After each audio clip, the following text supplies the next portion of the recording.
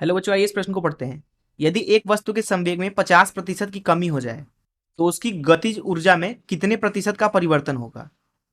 पहला ऑप्शन है 125% की वृद्धि, दूसरा ऑप्शन है 100% की कमी, तीसरा ऑप्शन है 75% की वृद्धि, चौथा ऑप्शन है 75% की कमी। आइए इस प्रश्न की मुख्य अवधारणा की चर्चा करें।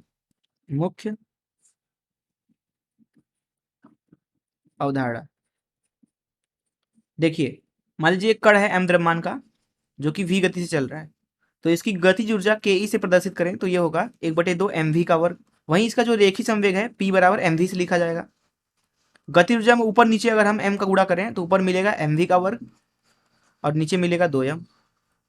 अर्थात गति ऊर्जा का सूत्र हम लिख सकते हैं यहाँ पे mv की जगह पे p डाल दे तो p का वर्ग भागे 2m। तो इस सूत्र का भी इस्तेमाल यहाँ पे किया जा सकता है।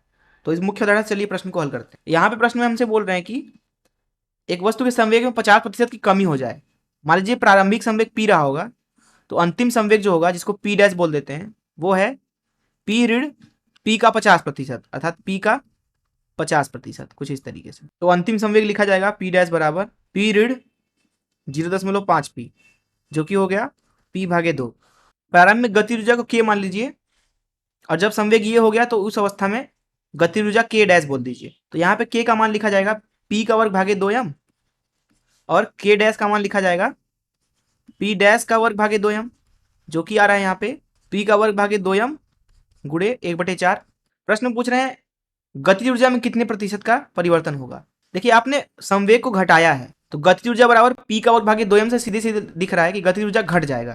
तो यहाँ पे k जो है वो ज्यादा है k डैश से, और यहाँ पे देख भी सकते हैं आप उस चीज को कि गति ऊर्जा घटा है। तो डेल्टा के निकालेंगे यहाँ पे, अर्थात गति ऊर्जा में परिवर्तन, वो हो जाएगा p का वर्ग भागे 2m ऋण p का वर्ग भागे 2m गुणे 1/4। p का वर्ग भागे 2m दरअसल प्रारंभिक गति ऊर्जा जिसको हमने k बोला था, तो ये हो जाएगा k गुणे 3/4। देखते हैं ये पुराने गति ऊर्जा का कितना प्रतिशत है। मान लीजिए पुराने जो गति ऊर्जा है उसका ये x प्रतिशत है, तो यहाँ लिख देंगे इसको डेल्टा के बराबर। तो कितने प्रतिशत गति ऊर्जा परिवर्तित हुआ है वो x है, उसका मान लिखा जाएगा डेल्टा के गुणे 100 भागे के। तो यहाँ से x का मान मिल रहा है डेल्टा के, जो कि है k गुणे 3/4 गुणे 100 भागे के। तो x का मान मिल रहा है x बराबर 300/4, अर्थात 150/2, अर्थात 75 के बराबर। तो हम बोल सकते हैं कि जो गति ऊर्जा है वो 75% से परिवर्तित हो गई। आइए देखते हैं कौन सा ऑप्शन सही है। यहाँ पे आप देख सकते हैं कि डी ऑप्शन सही है, 75% की कमी, क्योंकि आपको मैंने जैसा कि बताया कि गति ऊर्जा जो है वो घटा है। कितने प्रतिशत से? 75%। मैं आशा करता हूँ कि आपको इस प्रश्न का हल जरूर समझ में आया होगा। धन्यवाद।